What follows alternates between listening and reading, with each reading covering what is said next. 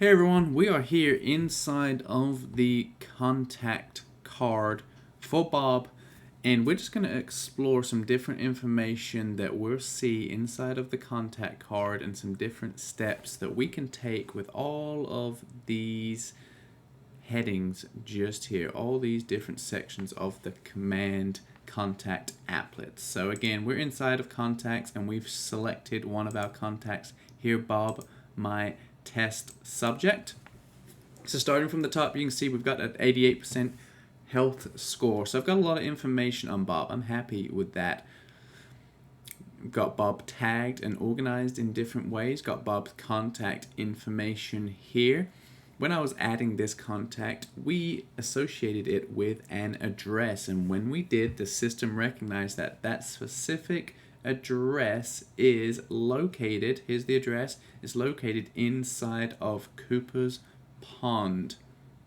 Again, more information about Bob if we wanted it. Again, some stuff we're missing here, some birthdays, etc. But coming over here on the right side is some things that I really want to show you guys. The first thing here is the timeline. So the timeline, it's improving every day, but it's really what connections have you made with Bob? What actions have been taken with Bob? And what activity has Bob done as well? So you can see right here, I sent Bob a smart plan video. He also got an email from us saying, hey, check out one of our newest listings. There was a saved search created for Bob. So some other things that will show up here. Maybe Bob viewed or saved a home on our website. That will show up here. Maybe Bob connected with us through sending us a message. Maybe we simply added a note that we called Bob and left him a message. All that kind of stuff's going to show up here in the timeline. Inside of settings, if you have connected Gmail to command, then it will also show when emails have been sent and received from Bob. As of the date of making this video, it just shows that the correspondence happened.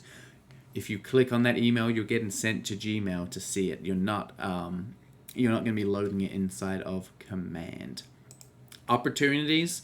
Again, Bob is my test subject, so some of the things you see inside of Bob's contact card I've done multiple times. But an opportunity, maybe I just met Bob and Bob gave me enough information for me to come to the conclusion that I should add him to my pipeline. Bob's going to do some business in the next 6 months, got some great motivation, and I'm hoping that Bob chooses to do business with me. So creating an opportunity is a couple of things. One, it's going to put them in your sales pipeline, and we'll get into that into another video. But inside of your opportunity is also where you attach all of your contracts and documents and send it to compliance for review as well. The next tab here is smart plans. So I just created Bob as a contact. I can go ahead and add him to a bunch of smart plans right now if I wish to. So again, a smart plan is a combination of emails, text messages, tasks, certain action steps for you to take, and they're automated. They're set up as a plan with timelines attached to them, and they'll do things automatically and also set you tasks to do things for Bob. So I can come along here and hit add to smart plans, and maybe I want to send Bob one of my investor smart plans or add him to it. It's just a one-step email, this one. And so now that I just added it to Bob, Bob now just received that smart plan. Maybe I want to add Bob to my sphere of influence top of mind, sharing all the tools that I have available for Bob.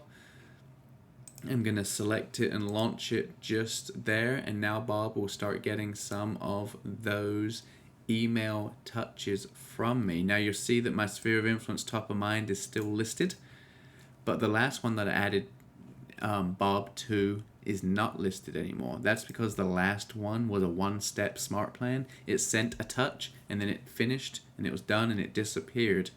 This one has multiple steps and multiple touches, so it's still active. It's still there.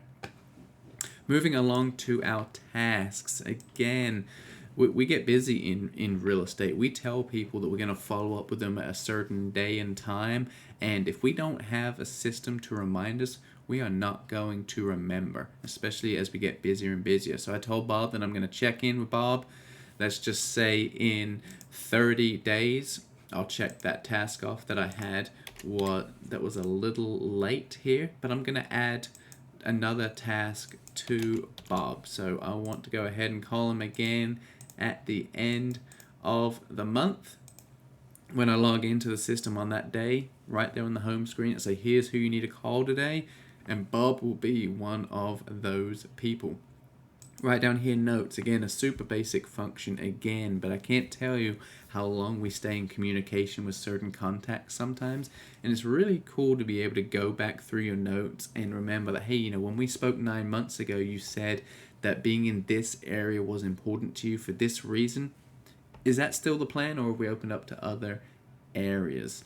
Get a chance, maybe I follow up with Bob. It's a long-term follow-up, and I made a note that he's going on vacation next week. Well, I call him 90 days later, and I see the note, and I ask him, hey, Bob, how was that vacation you took in September?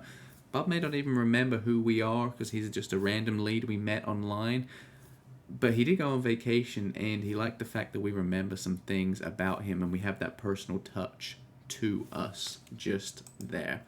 Saved search, you may have seen some separate videos on this, but saved search is a really neat function. It has multiple things we can do inside of it. So when we come here to create a saved search, there's 2 ways to view this. One would be, are we setting them up as a buyer to receive some automatic notifications from us, from our website, so that when properties meet a certain criteria, we send them to their email. So again, we can add them by neighborhood, zip code. We can put in some criteria just here. But honestly, guys, if I've got somebody that is a warm to hot buyer, I'm going in the MLS and I'm setting them up on automatic searches inside the MLS because it's quick, it's guaranteed, and it's going to be sent first because as soon as it's listed in the MLS, it gets pushed out with your branding to them. One of the things I use saved searches for also is a seller. So we have the monthly neighborhood nurture as a smart plan, but you also have the ability through saved search to tell a seller about their neighborhood as well. So if they're in Cooper's Pond, I want to let them know about everything that's happening inside of Cooper's Pond. And so I'm putting the neighborhood in as the criteria and nothing else. The next step just here, I'm going to enable this button right here for push notifications. How often would you like to send this email to Bob? Is it as soon as something happens in the neighborhood? Is it a daily summary, weekly, bi-weekly? I'm choosing bi-weekly or monthly. And then the saved search title. Again, this is going to be the email subject line. However, anything that we create as a saved search, if Bob logs into our app or our website with the email address attached to this contact card, any saved search we create or any saved search they create on the website, when they hit that search button in the middle of our website, it will show all their saved searches and shortcuts just there. So this email comes through as updates in, and then we add our text. So Cooper's Pond.